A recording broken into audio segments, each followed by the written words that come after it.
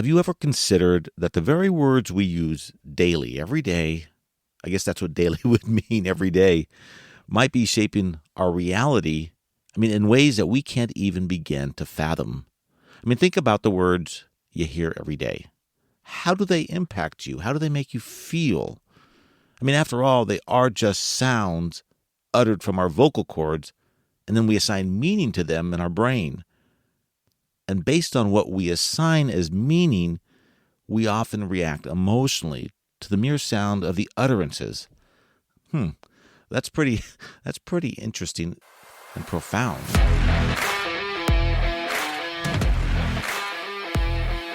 Welcome to Life Unscripted, the podcast that challenges the notion that everything we've learned is an illusion and that life has no scripts. I'm Allen Stafford, your host and guide. In this episode, we're diving into a topic that is as ubiquitous as it is powerful: language.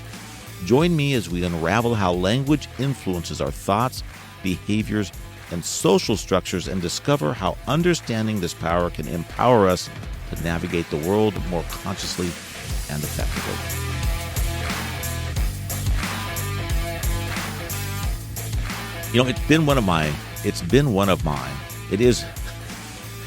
It's one of my areas of fascination, the words that we use, the utter, the history, the etymology of the word, and how it's come to mean what it means, and the evolution of words over time, and how they change over time, and how they spark or trigger emotional responses in our heads. Along with symbolism, but that's a whole different topic. We're going to talk about words. Words can be symbols as well. So why is it important to understand, this role of language and how it shapes our realities? It's so important to understand, and yet it's something we take for granted because we're so used to just uttering sounds out of our mind based on what we've learned and experienced and assigning a meaning to it. Have you ever really deeply thought about that? It's pretty profound. After all, isn't a word just a word, and its meaning transcends time and never changes? Aren't words ordained by some universal deity, and once created, their meaning is entirely objective? Of course, this is all sarcasm. There's no such thing. Words are just utterances that are made up over time. They transform from one meaning to the next meaning, and we assign these emotional reactions and thoughts and ideas and beliefs to just a word, a sound. And then we even wage wars, not just wars over words. So in this episode, we're going to dive into the fundamentals of language. We're not going to get too deep, but we're going to get deep enough so that we have some understanding and understand that words are just words, and they only mean anything if we assign that meaning to them, if we really want to get emotionally triggered by them. So what are words? Have you ever thought about what a word is? It's not something that comes up in a daily conversation. Hey, what's a word? You might ask what the definition of a word is, and that's pretty common, and that's, I think pretty standard across the board when you're communicating with someone and you want to know what the definition is, or you may not want to ask them because you don't want to feel dumb, which is, in my opinion, not dumb. It's dumb not to ask, but you may look it up in a dictionary. But words are basically fundamental building blocks of language. That's all a word is. It's just the building block for language. It's a combination of sounds and letters that convey some sort of meaning, like we've talked about. And words, they represent ideas, objects, actions, feelings. Love, I love you. What happens when someone says, I love you? You're like, ooh, they love me. But it triggers an emotion, right? You might get all, ooh, goosebumps. But it's just a word. But that word has a strong meaning to a lot of people. And I suppose that if words didn't exist, then we could not share thoughts and emotions and information with other people. We'd be doing Well, that would actually be a word, wouldn't it? Even if you made a sound and kind of assigned a meaning to it. Then there's sign language. Sign language actually has meaning too, so it's not really a word. Or is it a word? It's not a sound. It's a visual word. But words shape and reflect, the culture in which they are used in. And every culture has its set of words. And some words may, cross over into other languages, and some don't. They're only exclusive for that particular language. If I can speak, that would be great. And whether you think about this or not, words actually influence how we think and how we perceive the world.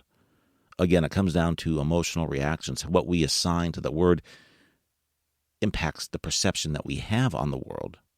I mean, take for a moment, if you're a politically charged, and I bring up politics in the podcast a lot because that's what's going on in America. It goes on across the globe right now, but really in the United States, we've got this great, what I like to call, political divide. And, well, I don't call it that. Everybody else does it, but I just adopted it. They have this great political divide between the right and the left. And if someone says, for example, Trump's name, it incites people on the left. Or if they say Biden's name, it incites people on the right. They're just words. They're names. But they're attached to ideologies and belief systems that people on either side don't want to hear. They just oppose it. They're like, ooh, I don't want to hear about Trump. Ooh, I don't want to hear about Biden. And here's the crazy thing. At least I think it's crazy. Words evolve over time. I mean, you create a word, and that word goes from one meaning at one period of time, and then it evolves into some other meaning but the same word. And I'm going to take the word gay, because the word gay fascinates me and how it's how it's evolved from its original meaning of joyful and happy, from I think it's the French word gay, G-A-I, which meant joyful and happy. And in Middle English, the word gay retained the meaning of joyful, carefree, or bright and showy.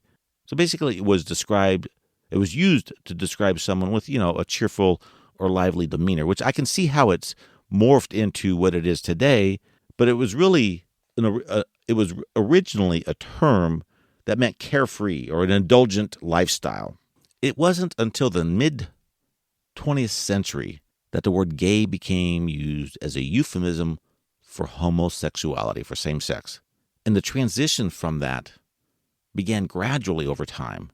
And we saw an increase in that word in the 60s and 70s, which was influenced by the gay rights movement.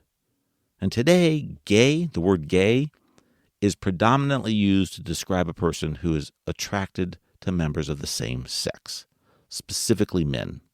So the point of using the word gay, it is such a charged word, and it has evolved over time from meaning something as innocent as, oh, he's such a gay lad, as in he's such a happy, carefree person, guy, to, oh, he's gay. Well, he's homosexual. I mean, that's weird. Or is it? And that's not just with the word gay. There are hundreds of words that have evolved over time and have a completely different meaning from its original intent. So my point is, words are just sounds, and they only mean something when they're assigned meaning to the words. So why do people get offended by certain words? Because they've assigned a meaning to it. So how do you get unoffended? You just unassign the meaning to it. It's a lot easier said than done, right? But really, I mean, that's how you do it. I mean, I'm not offended by any word because, one, I consider the source that's speaking the word, and two, it's just a word. It doesn't change me. It doesn't exemplify me. It doesn't, define me. None of that happens when someone calls me a word. I go back to that old adage, sticks and stones may break my bones, but words will never hurt me, or names will never hurt me, something like that. And it's true, it doesn't, because they're just words. And I think that's the way the world should be. We would have less wars, less conflict, if we didn't let the words impact us so greatly. And words play a huge role in identity. They identify us. We use words to identify and label all kinds of groups of people. Their backgrounds, their affiliations. He's a Christian. She's a Jew. He's gay. She's straight. And they're just words. But then you say the words, they snap an emotion into your mind. And here's the greatest feature of words, in my opinion, because everything here is my opinion. They can be used to influence, persuade, and control others. Folks, let me say that again. Words, just the sounds that are uttered from your vocal cords, can influence, persuade, and control you if you allow it to. It's amazing how a word, a sound, can control you because it has a meaning. It triggers an emotional response. And we see that because it shapes public opinion. It shapes policy, and it shapes social norms. That's the power of a word. A simple utterance can shape just society, can persuade people, can hurt people, can damage relationships. But, I mean, what is the alternative? I mean, just kind of like pointing and gesturing? I guess that could be considered words too, but nonverbal words. It would be nonverbal communication in that case. So what is the point of understanding the impact of language? Well, it's crucial because it shapes our individual and our group identities. It serves as a powerful instrument of persuasion and control. We see it daily on the news, how it influences policy, how it influences people, it incites, ignites, gets your feathers ruffled, whatever word or euphemism you want to use to spark emotion inside of you and get you to do something. Listen to the political rhetoric in any politics, in any country. Listen to how they use words and how they frame conversations to manipulate the masses. And people just buy into it. They just follow blindly. That's amazing. And there's no cosmic entity that established these words and said, this word means this, and I'm going to assign this emotion, and you're going to do this and react like that when that word is uttered. There's nothing. It's just us creating stuff and trying to live by it and being impacted by it. We can undo that as well. We can simply say, I'm not going to believe that word has or incites me. I'm not going to react that emotionally to the word. I'm just going to accept the word as it is, consider the source, and then carry on with my business. It's important to understand how language has been used historically, especially to exert power over its people. Take a look at, go back to World War II. I mean, I'm not saying that you're old enough to remember it or if you were even there, but you've certainly heard about World War II. I hope you have, unless you're on a different planet. But, all the propaganda. In the United States, we had posters featuring Rosie the Riveter. Do you remember? It was like that lady with the bandana on her head and, the fist up in the air, like, showing her biceps with the words, "We can do it." And then don't forget, Uncle Sam wants you, meaning the government wants you. And basically, this encouraged enlistment. It promoted war bonds and supported the workforce. These words basically were charged to get people emotionally moved to support the government's World War II, which I'm not saying was wrong, but I'm saying the choice of words. We could do it. Yes, we can. You hear that nowadays. Or even Uncle Sam wants you. Your government wants you. It needs you. And you're like, yes, I'm ready to fight. Give me a gun or a weapon or whatever. And, even Roosevelt's fireside chats, he branded it fireside chats.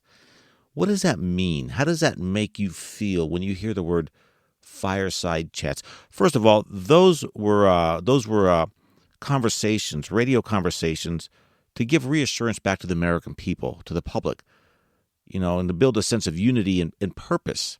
But fireside chats, I mean, that sounds cozy, doesn't it? I say, hey, let's sit down for a fireside chat, people. You're like, oh, okay. I'll bring the marshmallows and hot chocolate, and we'll sit down with the blanket and just cozy up and chit-chat a bit. I mean, what else could he have said? Hey, let's talk about why, we need to build unity. So, I mean, these are words. These words incite some sort of emotional feeling, so that's why they're chosen. I mean, in the UK, and we use this for some reason that's come back to the United States, keep calm and carry on. I mean, that was designed, that phrase, keep calm and carry on, was designed to maintain public morale during the bombings and wartime hardships. Can you imagine trying to sell that to the public? Keep calm and carry on. Bombs are falling. You don't got food, but keep calm and carry on. We're all good. It worked. It was a great campaign.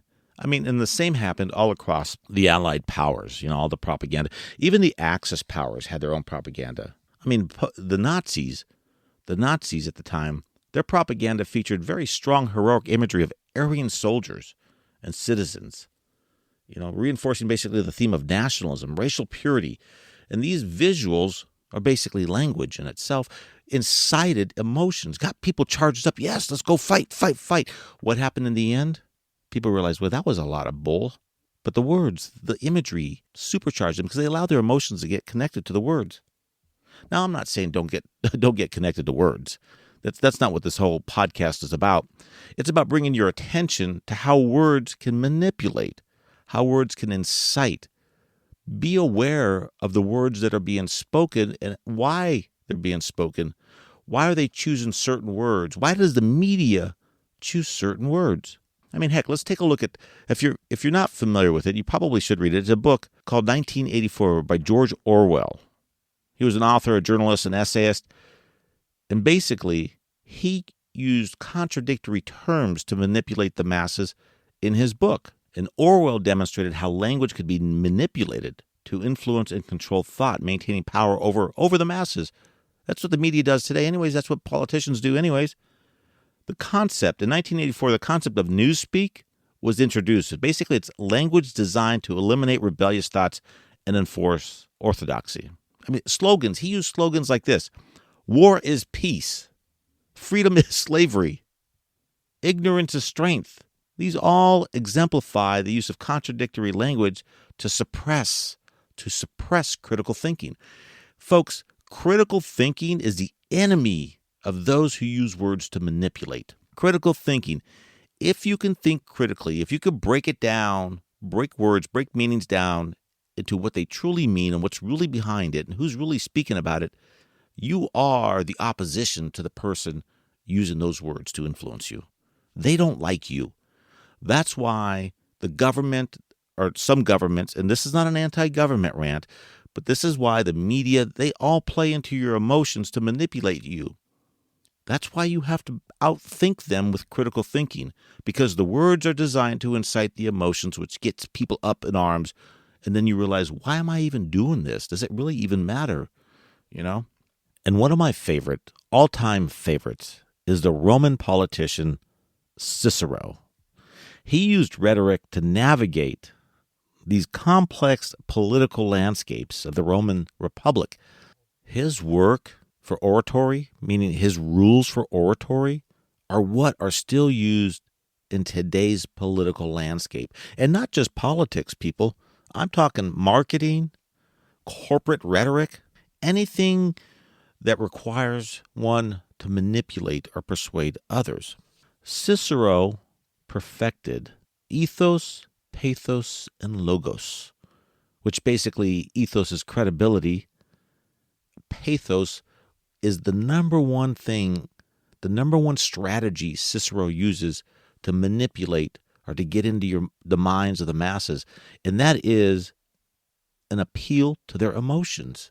His whole premise was on get into the heads, get into the emotions of the listener, of the people, and you can persuade them, you can manipulate them into your way of thinking or into doing things you want them to do.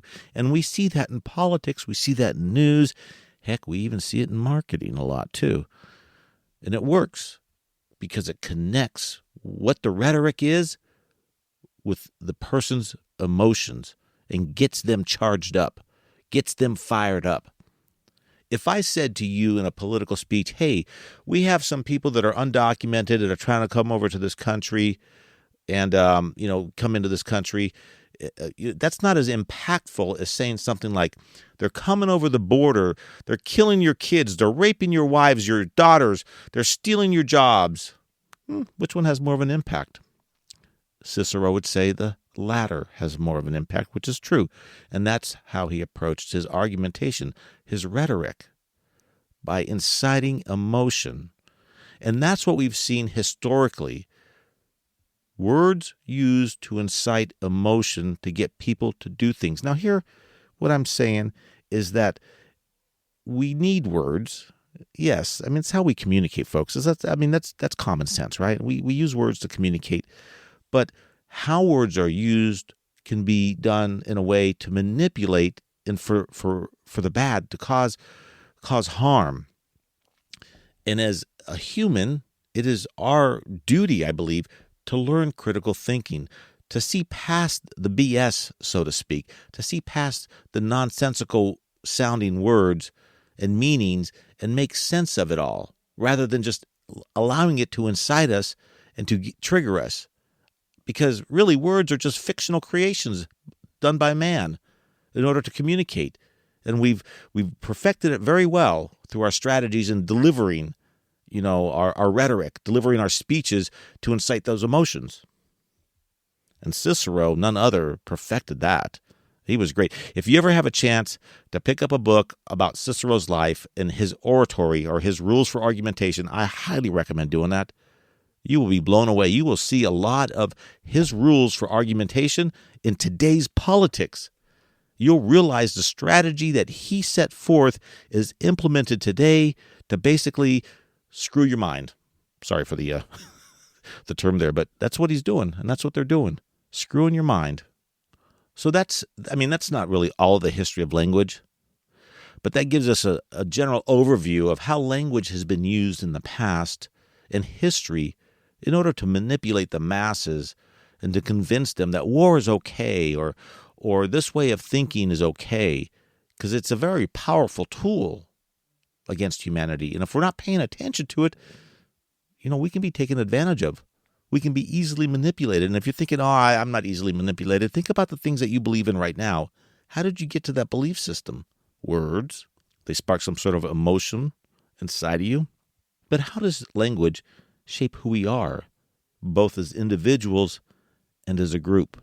So what I'm trying to say is let's take a look at the connection between language and identity and how the words we use define us. Because we use a lot of words to define us, people. We're always using words to define us and define everybody else. Let's take a look at that. Our language basically shapes our identity. How often have you used words to identify your personal identity, to identify yourself? Think about it for a second. Words are used to identify us.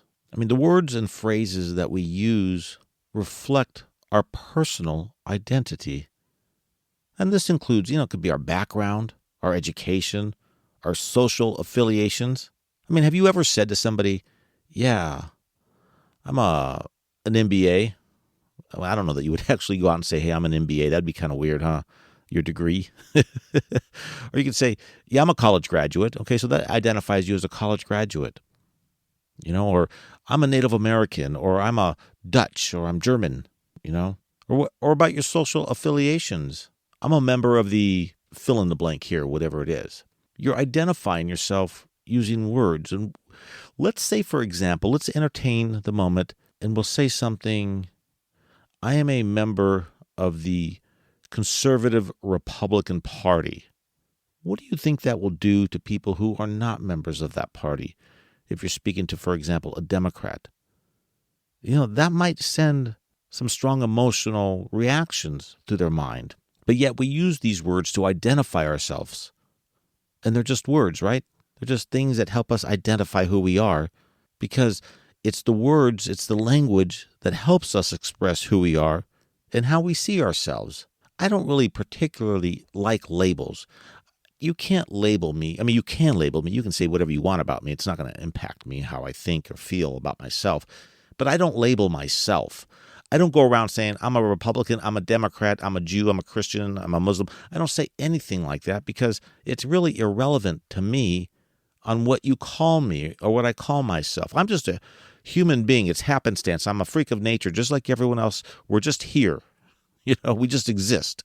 Now, of course, I use words to communicate and to identify things in order to make it easy for other people to communicate and understand what I'm saying.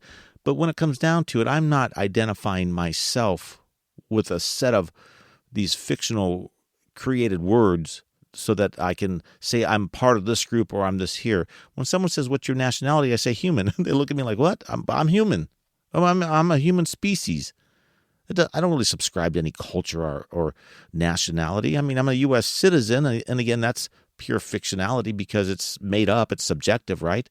I just happen to be born in the U.S. What does that even mean? And another fun one with words is it helps identify groups, group identity. We use these words to form these group identities that we belong to, or these sports teams that we're fans of. And we do these chants, we yell these slogans, and it just reinforces these beliefs within us about a subjective reality of these of words, of these identities of who we are. And we reinforce that. You ever talk to somebody and they keep repeating what they are? I'm a Christian, I'm a Christian, I'm a Christian, I'm a Muslim, I'm a Muslim, I'm a Muslim. Okay, good for you. But they're reinforcing their identity so you understand who they are. And what's the purpose of that? Well, they want you to know where they stand religiously. They want you to know who you're dealing with. It might be a precursor or a warning to stay away from certain topics with me. Or it might be something they're throwing out there to help identify who they are in hopes that you might be like-minded and say, oh, I am as you are, type of thing. But again, the point I'm trying to draw here is that these are just words that are identifying people's groups. So they identify with a certain group, they belong to a certain group, there's a certain ideology in that group, and they're giving themselves a label and saying, this is what I am. But when the reality of it is that what you really are? Are you really that person? Or are you just identifying with some sort of belief system? And another powerful use of words is through cultural reflection. I mean, language reflects and perpetuates cultural values and social norms, people. It carries our traditions, our beliefs, and the practices of our culture. And more specifically, how people in that culture perceive the world and how they should perceive the world. So again, you're born a human. I hope you're born a human. I mean, I don't know how many cats and dogs are listening to me, but you're born, and then you're thrust into a culture, a society, which has its own set of language, or has its own language and set of values and belief systems and words that it uses to identify all that stuff. And it shapes your perception of reality, of the world around you. If you were born the same person, in a different culture, you would have a different set of words and values and identities that defined you and who you are. So really, it's the words that are identifying you. It's setting you, it's giving you that purpose. It's giving you that identity. It's not the person itself. I don't know if you ever spoke Pig Latin. It's not a real language, but it's a language kids tend to speak. And I don't remember how it goes. It's like you put the A, you take the first letter or something, put an A at the end or something. But in any event, it's a language. It's slang, so to speak, and it's a language that kids use or would use in order to keep adults from understanding what they were saying. But they didn't realize that adults created that when they were kids too, so that we understood it. But what it does is what that slang does, like the Pig Latin or even Ebonics with the African American cultures in the United States and maybe abroad, I don't know, create these languages that help identify their own group. So the language itself, the slang itself, is like a subculture. It's like a different set of language to help identify that group and for them to communicate amongst each other. I personally don't understand any of it, especially the slang that's used today with the teenagers. I don't get half of what they're saying. Even the words don't even make sense to me. They don't even jive. That was slang, jive.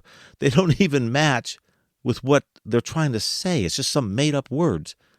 So I'm thinking, I don't even know what you're saying, which is probably exactly the point, right? The words don't mean anything to me, but it means something to them, which identifies them as a group, which sets them apart.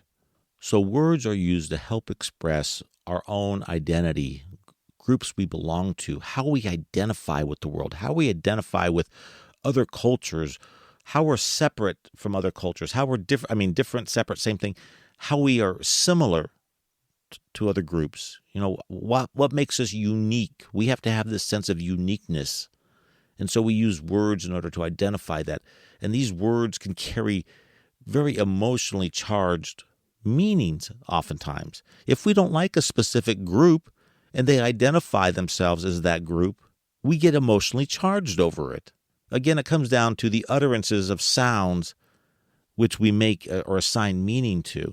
I guess the whole point here, folks, the whole point is understanding that words manipulate, words shape our reality.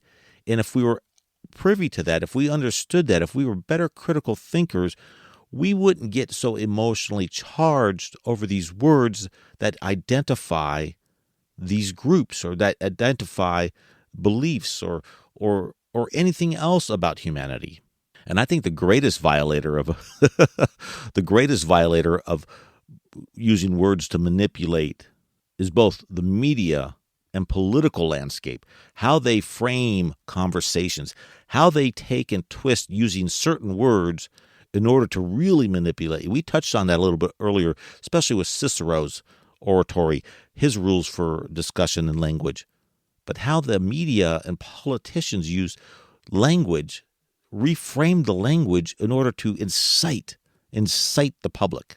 I mean, that's the most fascinating thing to me. And people buy into this. People will listen to it and go, oh, that's true. But there's no truth or validity to it. But they buy into it. The media uses sensationalism and clickbait to hook people. I mean, they often use sensational language and provocative headlines to capture your attention. And it helps them drive traffic, especially online. And what does the sensational language and provocative headlines do to capture your attention? And they shape public perception by emphasizing certain events or perspectives over others. And again, I briefly mentioned this earlier. If you hear a news story about illegal immigrants in caravans coming over the border to kill your family, that's sensationalism, because that's not even the truth. I mean, depending on your political leaning, you're going to go, yeah, it is the truth. It's not the truth. But yet media will sensationalize that to get people to act, to incite them, to get them to click over to their news story and sell them ad space or ads. And that's really what the headlines and media are for, really. I mean, they're designed to get you to read their news. They want to sell more newspapers, or they want to sell more ad space, or they want to sell more time on their website. And they use, I mean, the way they do this is they use emotionally charged words like, the word shocking or unbelievable or outrage to attract you to their website. And these words, shocking, unbelievable, or outrage, pique your interest. They get your curiosity. You're like, oh, what's outrageous? What's unbelievable? What is so shocking? And you get this emotional response, and you're like, click, click, click, click, click. Then you're on the website. Next thing you know, you're sucked into the news story, reading every word for word, and becoming emotionally overwhelmed by it. Maybe not emotionally overwhelmed, but you know what I'm talking about. You're getting charged up over the word, the language being used, when none of it's really probably that serious. And the media uses language and words over and over and over again to drive their agenda into your minds, folks. It's not by luck. It's by design. For example, climate change. If a specific news agency, and that's a whole podcast on how the news is run and how the media is run, but if a specific agency, news media, wants to push an agenda, they'll do that by repetitiveness. They'll constantly repeat the words. Climate change. And again, this isn't a conversation about whether climate change is real or not. Either way, it doesn't matter for this podcast. But what I'm saying is they use those terms, they use words that incite to get you to believe and help change the policy or something. I mean, the media back in the day, even today, I shouldn't even say back in the day, the media is America's foreign policy. Because what it does, if it wants to change something in government, it starts putting it out there, inciting the people, which help them or which get them to call their representatives to change laws or to act on something going on in another part of the world. They know what they're doing, and they're using you as the masses to do their dirty work through words, just words that incite you. And depending on the news that you're listening to or the propaganda that you're listening to, framing, and we've touched on this earlier, framing is a big thing. And basically, if you don't understand framing, it refers to how information is presented to highlight basically certain aspects while downplaying others. So we go back to the example of the immigrants are coming over the border. They're coming in caravans to kill your family. They're framing it in a very negative way versus they could be saying, well, there's some undocumented workers or 100 of them coming. It's untypical. I mean, it's common for that to happen, and they're trying to get across the border into America for a better life. See the difference in the choice of words we use to frame the conversation, to get you to react, to get you all worked up.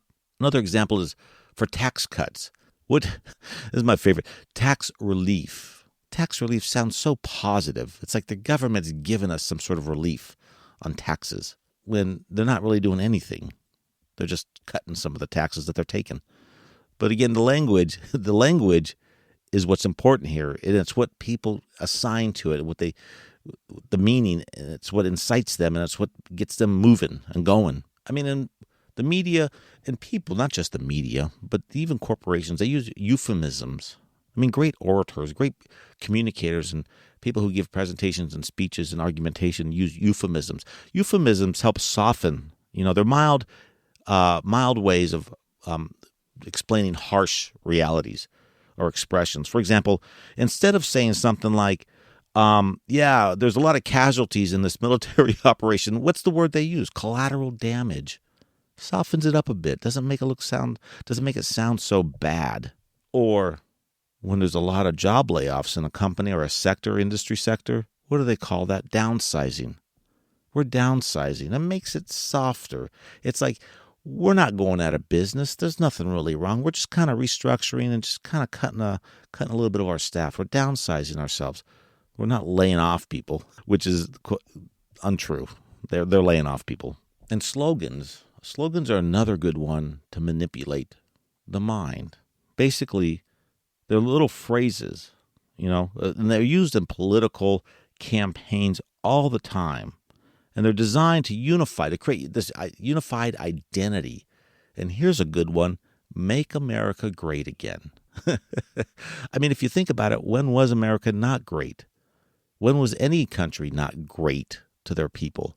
I mean, okay, maybe there's a few. I can't say that every country's been great. But in the United States, make America great again, I don't know that it was ever not great or if it was ever great. But the fact that the Trump campaign capitalized on that really incited people to begin to think, America doesn't fit what I think America should be, so let's make it great again, even though they realize that maybe it was always the same way. But again, these slogans help incite people to get them all worked up, get them emotionally involved. For what? To change policy, to make a change. For who? Not for them.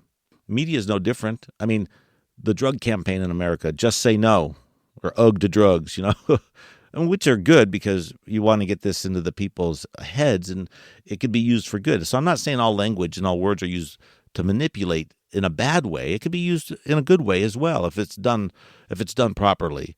We don't want people on drugs running around. Drugs are expensive to society. They kill people. So just say no, it was a great campaign. I mean, aside from the media, the news, and marketing, you also have political speeches. Political speeches use rhetorical devices and language to manipulate, persuade, and motivate, and maybe even inspire audiences. Take a look at take Martin Luther King Jr.'s "I Have a Dream" speech. I mean, he repeated "I have a dream" many times in his speech.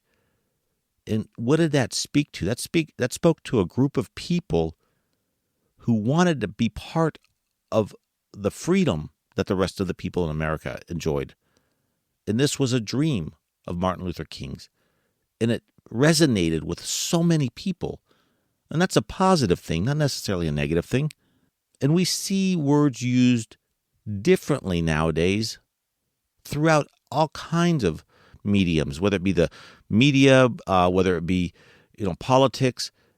They have one universal theme, and that's the hashtag done on social media. Hashtag Black Lives Matters, hashtag Me Too.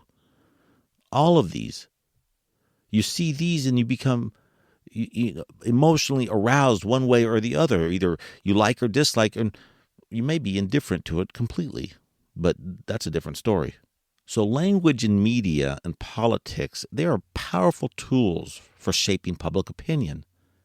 And it's all in how they use the language, how they frame the conversations, the hashtags they use, the phrases they use in order to get people to act, to inspire them, to motivate them for their political gain. But how does all of this political and media rhetoric impact our minds? What are the cognitive and psychological aspects of language on our minds? I mean, that's an interesting question, because I know it manipulates people and it incites them. It gets them charged up. But what else does it do? Well, for starters, it influences our thought process. Language, words influence our thought process. It shapes the way we think by providing these frameworks through which we process information and form ideas. And that's what really drives us, right? It's our ideas, our ideology, it's our beliefs. I mean, in the structure of language, the words itself influence our cognitive processes, which includes our memory, attention, and problem-solving ability. So it has a powerful impact on our thought process. And that's without saying. I know you're probably sitting there going, well, no kidding, Sherlock. But again, the point I'm driving is depending on the words, depending on the language. For example, people who speak two languages, bilingual people, they often report different emotional responses and decision-making patterns based on the language they're using, which basically demonstrates the cognitive impact of linguistic context, language context, in which the words are used. So that's significant. And another one that you're probably not cognizantly aware of is that it shapes our perception. Language and words affects how we perceive and categorize, the world around us. I'll give you an example. Some languages have multiple words for specific concepts. For example, in the Inuit languages, the word snow, there's multiple words for the word snow. Multiple words in the Inuit language. Whereas other languages may just have one word for snow, which is snow. And what's the impact of this here, of having multiple words for a single concept in a language? Well, it has a impact on one's perception and how they categorize the different types of snow. It becomes that much more important to their culture. And then there's the Sapir-Whorf hypothesis. Now, this is where language shapes thought. And the Sapir-Whorf hypothesis is also referred to as linguistic relativity. It's just another way of identifying that hypothesis, if you've heard of linguistic relativity. And it basically states that the structure of language affects the speaker's worldview and their cognition. So I'll give you an example. In languages where there's gendered nouns, like in Spanish, the speaker may associate certain qualities with objects based on the grammatical gender. And what does this do to your mind? It influences your perceptions and thoughts about that object. So if an object's masculine, it has one perception, and if it's feminine, it has another perception. And so the speaker of that language would tend to view objects with those genders one way or another based on the gendered language. I mean, that's a significant in its own right. How you treat certain objects, because you have a predisposition to treat males differently than you do women. And it all comes down to language. It's learned behavior. And there's ample research to show that language can influence emotional experiences. Basically, the words we use to describe our feelings can shape how we experience and regulate our emotions.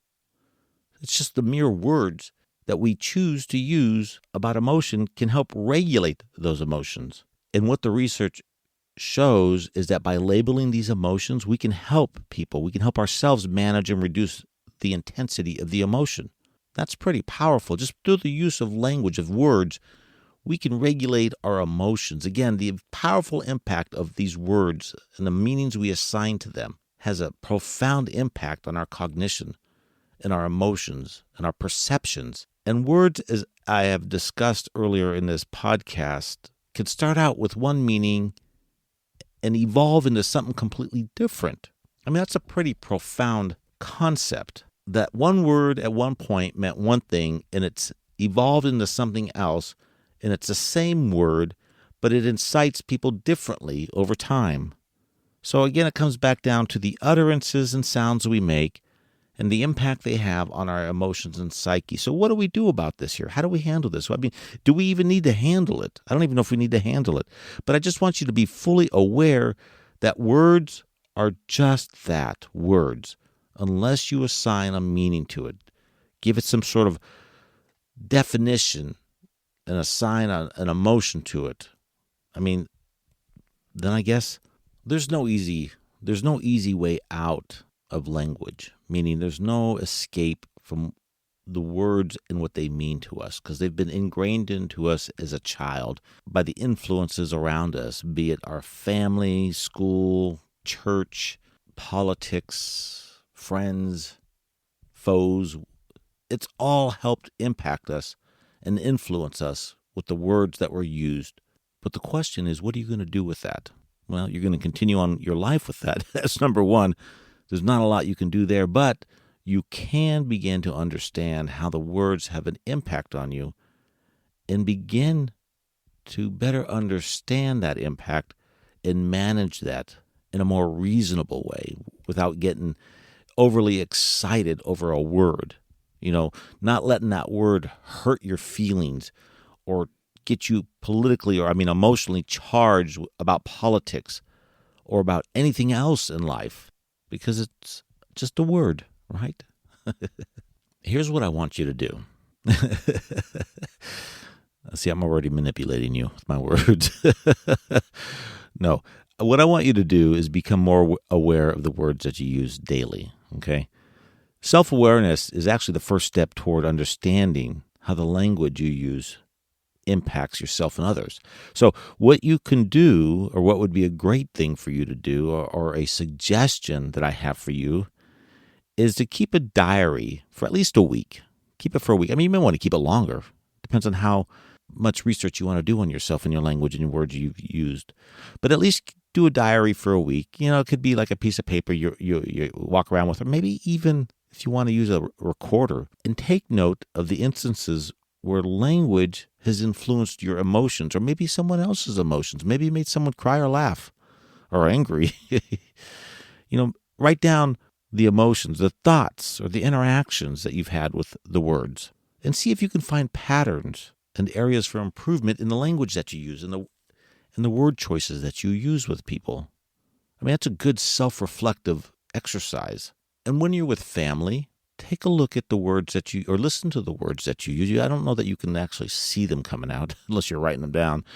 Listen to the words that you use with family and friends and your relationships, like your intimate relationships or relationships with colleagues. What kind of language are you using? Are you using positive words, negative words? Think about that. Try complimenting somebody, maybe apologizing. Maybe give them some criticism. See how you express that towards the other person and how they receive that information. Take note of that. These will help you become more self-aware of the language that you use on a daily basis. It will help you understand the word choices that you use and how people perceive it and how it has an impact on you and your relationship with this person. That could be a very powerful exercise. And a fun one, too. But don't go off becoming mean to everybody and criticizing them just to get their reaction. That's something I would do. Not really, but really. And once you've discovered the words that you use, use mindfulness when you're expressing yourself. Use words or choose words. What I mean is choose words carefully. Consider the potential impact they're going to have before speaking. And the great way to do this is to pause before you speak. Before responding to a conversation, or if you're in a heated argument or a disagreement with someone, pause before you speak. Think about that word you were going to use and how that might have an impact on the overall conversation and the relationship. You'll be surprised that if you take that pause and think about the word that you were going to use and it's not a good word, and swap it out for something not as intense, you might change the course of that conversation and the outcome of it. And use positive framing. And what I mean, and I'm talking during conversations you're having. Maybe you're at work with a peer. Maybe you're a boss, or you're talking to your spouse or significant other or your children. Try to avoid framing it as in don't forget to do something. Say something like remember to. Because when you tell someone don't forget to, you're implying that they're forgetful. That's an incendiary phrase with a lot of people. Because the response you're going to get is, I wasn't going to forget. They're going to be sarcastic and respond. Try reframing your conversations and your words into a positive tone. And one good way to make certain that your word choice is effective is to be an active listener. Listen actively. Focus, pay attention to the person. Don't be distracted. Listen to their words. Understand their words, because it will keep you from reacting with other words that might incite them in a way that you don't want to. Or maybe you do want to. I don't know. I'll leave that up to you. And scrutinize the language that you hear. Identify manipulation. A good way is to avoid or to recognize language that provokes fear or urgency. For example, if you see an ad that says, "You must act now." Do you really have to act now? And always apply critical thinking. I know critical thinking is not easy to do often, but question the speaker. Ask yourself, who benefits from the message being delivered? And why is the message being presented in the specific way that it is? And we're going to go back. The best way to do this is to listen to the news. Listen to both sides politically, the left and the right, and listen to how they frame the conversations. And ask yourself, why is this information being presented this way? Is it to incite me to align their values with my values so that I stick around and listen to them more and get really angry about it? Because that's what usually it is. And I encourage you to use language or specifically words that empower yourself, that empower you, that reflects your values and promotes clarity and honesty. And again, these are subjective terms, I understand that, but you want to promote honesty. You want to promote a positive environment, because that's where you're going to get the most bang for your buck with people, is by being honest, authentic, and positive, which authenticity would encompass the honesty and positivity. Language is an incredibly powerful tool that shapes our thoughts, that shapes our behaviors, our identities, and the very fabric of our society or anyone's society. And understanding the power of language empowers us to communicate more consciously and effectively.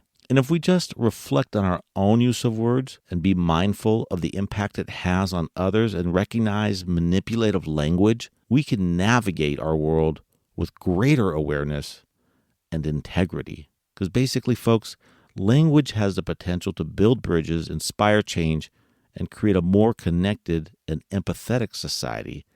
And when you have that, then you have harmony, you have peace, you have people willing to work together.